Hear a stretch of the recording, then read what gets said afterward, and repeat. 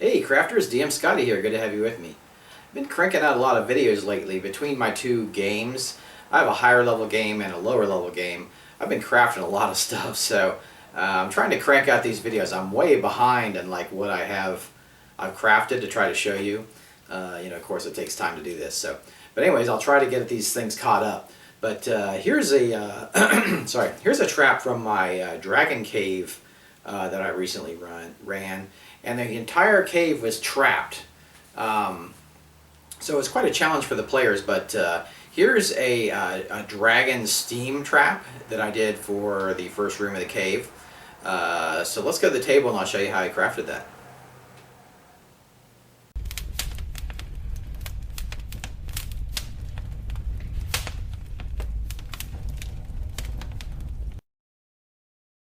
To make the special trap stones in the room, I decided I wanted to do it on Sculpey, so I could make a little symbol on each stone. I could have done this in cardboard, but I thought it'd be funner to do in Sculpey. So I used Sculpey for that. Now the trick was getting the stone rounds thin enough. I just wanted them to be just above the floor. So a nice trick you can do for Sculpey is, and a good investment, is to buy a pasta machine. And this is just a metal machine with a crank on it, and you can put the Sculpey on top, and it squishes it like almost like lasagna without the ridges. It's just like a flat sheet, and you can dial in what thickness you want the sheet. So besides having the fact that you can make thin sheets of Sculpey, which is really nice, which is worth the money anyway, the other good thing is Super Sculpey needs to be kneaded. So you can use this machine to knead the Sculpey, and it makes it a lot easier on your hands. Especially if you're an old man like me, it makes it a lot easier to knead a bunch of Sculpey at once. So it's a not too expensive, a good investment.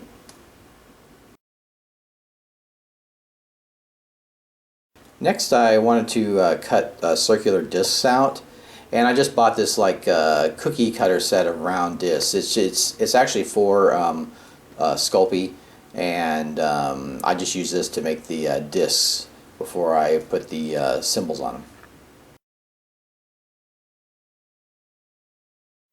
Now here you can see I've rolled out the Sculpey in the pasta machine. I have cut it out in discs with the disc cutter, and then I put the symbols on it. Now I did kind of make them irregular, like I used my fingers and made these circles irregular so they wouldn't be exactly round circles. I wanted to give them more like irregular stones kind of thing. So these are all the symbols I'm going to use in the cavern. And for those of you who don't really know that much about Sculpey, it's an oven hardening clay, so you just pop these in the oven, and in 15 minutes these are hard and ready to go. So there's not the waiting with air dry clay. So that's one nice benefit to using Sculpey.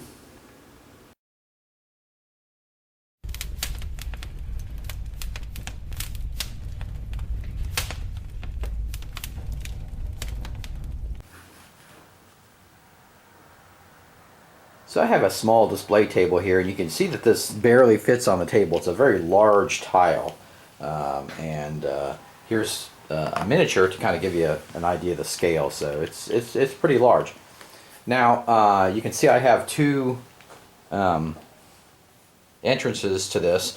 Now this was the cave entrance from the original dragon tile, so the dragon cave entrance. So I'll move it over a little bit, and you can see. So you can see that. There's a pit, okay? So this was a 50-foot pit. So if the players are when this trap starts, they can't really retreat that easily over the pit, all right? So, if they do, they have to use spell resources to get across with a gate or something like that. So, yeah, it's not an easy escape, okay? So some of the features of this tile, I'm going to zoom in a bit and show you a closer look. So you can see here the pattern of stones that I've got going, and also you'll notice that I have the holes in the tile that I punched in the tile, just punched into the cardboard. And I also did these little deposits coming out of the holes, because I wanted to give the players a clue that it was something.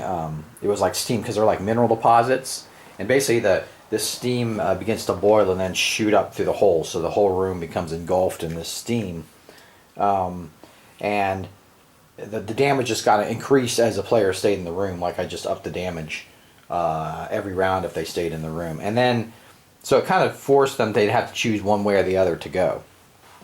As also kind of a gimmick in this room, or a little fun little side note, I had a little plaque in this room before the trap started, and the players found it, and basically it was a plaque, and they had to cover it up. It had dust on it and that kind of thing, and it was a plaque.